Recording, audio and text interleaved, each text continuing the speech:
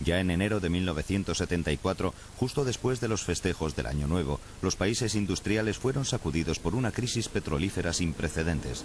Fue llamada la primera crisis petrolífera y permanece grabada en la memoria colectiva. La crisis puso fin a 30 años de prosperidad marcados por un desenfrenado derroche de petróleo que era tan barato que parecía inagotable. Solo era una ilusión. En 3 meses, el precio del barril se puso por las nubes y hubo un colapso en el suministro. La subida de los precios y la escasez de petróleo causaron una oleada de pánico en los países ricos. Por supuesto, fue la OPEC quien se llevó la culpa del cataclismo. Por primera vez, aquella organización que siempre había sido sumisa se atrevió a utilizar el petróleo como un arma. Por primera vez, fue etiquetada como un cártel agresivo que podía debilitar el corazón de la economía de los países desarrollados. No hay nadie que quiera perder su petróleo para subir los precios y poder hacerle daño a alguien. Subes los precios porque te quieres beneficiar. No fue un acto pueril, fue un acto realizado por interés propio.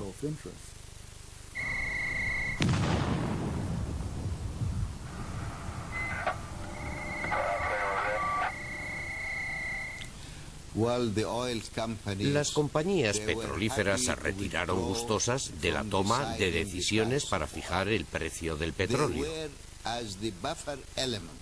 Eran una especie de elementos amortiguadores entre los productores y los consumidores tras la guerra de octubre.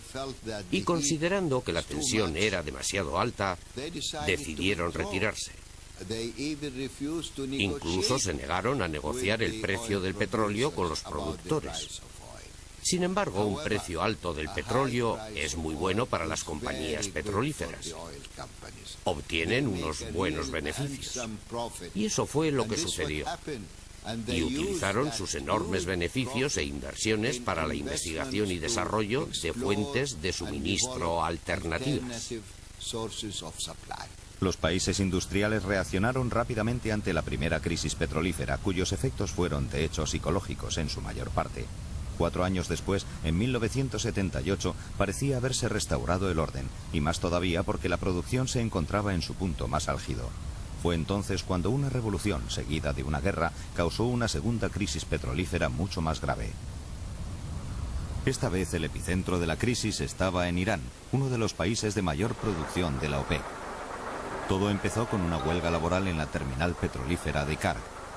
En 1979, un mes después, el Shah fue derrocado. Era el principio de la revolución islámica dirigida por el ayatolá Jomeini. Las purgas y los desórdenes subsiguientes bloquearon casi por completo la entrega de petróleo iraní. Las grandes empresas estaban preocupadas y aumentaron sus reservas por si llegaba a escasear.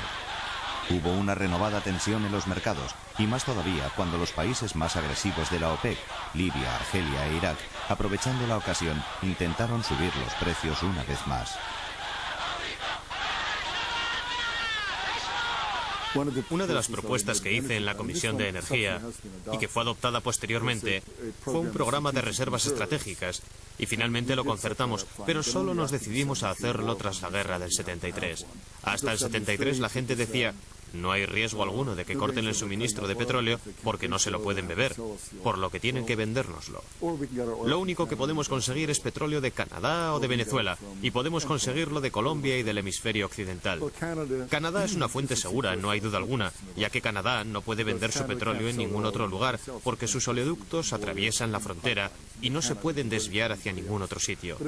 Pero si hay escasez de petróleo, si Venezuela, que ha estado vendiendo su petróleo a X dólares el barril, y de repente sube $2 por barril como mínimo, los alemanes y los japoneses, que van a pagar $2 más por él, ¿nos lo van a vender por $1? Por supuesto que no. El petróleo es una mercancía que se mueve con gran libertad por todo el mundo. Y no podemos decir que dependemos del país X o de la región X para el petróleo, porque eso es irrelevante. El petróleo se mueve por todo el mundo con gran libertad, y si hay escasez en algún lugar, todo el mundo puja por el petróleo restante. El único modo de solucionarlo sería un acuerdo que obliga a un país, pero nunca se ha hecho eso, ni siquiera con Canadá.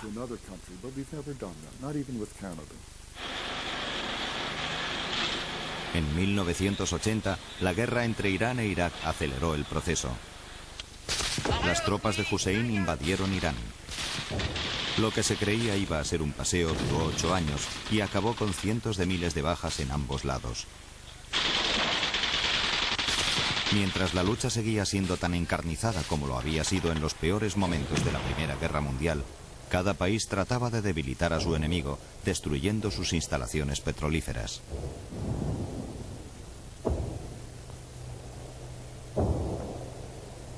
La terminal de Kar en Irán quedó totalmente destruida. Los petroleros fueron hundidos y los pozos quemados. Con aquel ambiente de intensa guerra, los mercados subieron. Por vez primera, los países pertenecientes a la OPEC se enfrentaron en una abierta y despiadada guerra de competencia, a pesar de sus propias normas de regulación de precios. Se triplicaron en 3 meses. Aquella anárquica situación favoreció el triunfo del mercado puntual, también llamado mercado libre del petróleo. Era un mercado diario de intercambio caracterizado por rápidas y a veces repentinas fluctuaciones de precios. Puso fin a la regularidad de precios que las grandes empresas habían controlado hasta entonces tras haber negociado con los países productores. En 1974 fue acuñada una nueva palabra, petrodólar, la unidad monetaria procedente de las ventas de petróleo de los países productores. Se convirtió en el símbolo de la riqueza petrolífera que hizo añicos la economía de los países de la OPEC entre las dos crisis petrolíferas.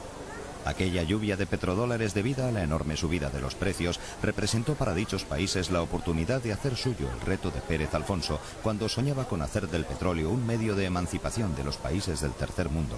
Argelia, impulsada por la dinámica de las primeras décadas de su independencia, fue el primer país que intentó acabar con la indefectibilidad del subdesarrollo. En nuestro país intentamos utilizar nuestros recursos para construir fábricas, universidades y escuelas.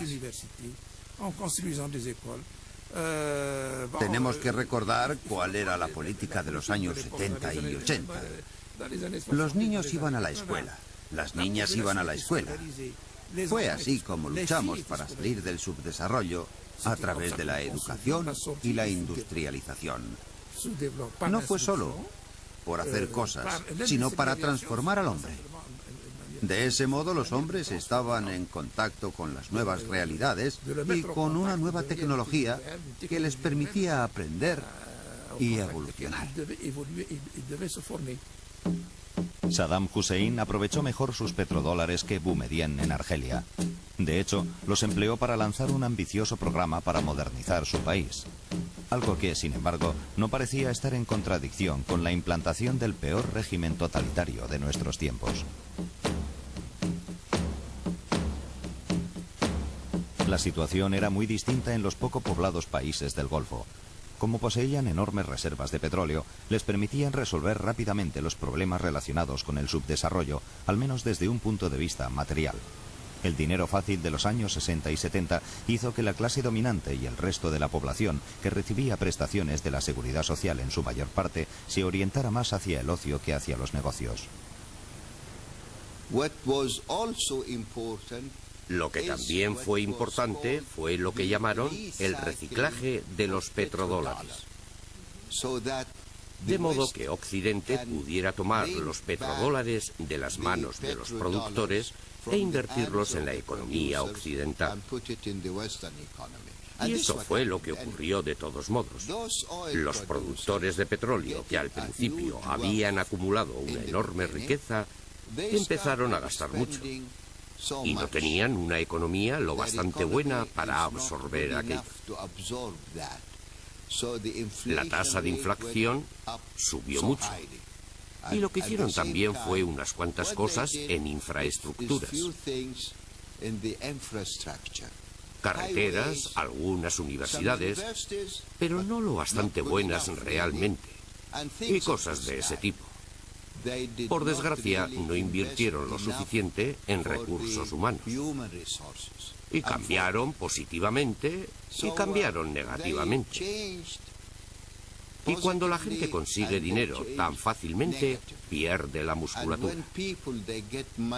Quieren mejorar y trabajar duro, pero se vuelven holgazanes. Y esto es lo que ocurre. En agosto de 1990, 2 años después de la interminable guerra entre Irán e Irak, que desangró y medio arruinó a las dos potencias beligerantes, Saddam Hussein, convencido de su impunidad, se atrevió a transgredir un tabú e invadió Kuwait, su vecino árabe, que era una monarquía petrolífera y que además pertenecía a la OPEC. Con el pretexto de que Kuwait había sido una provincia del Imperio Otomano, Saddam Hussein soñaba con hacerse con su riqueza petrolífera. Y además podía proporcionarle una salida al mar, facilitando así el transporte del petróleo.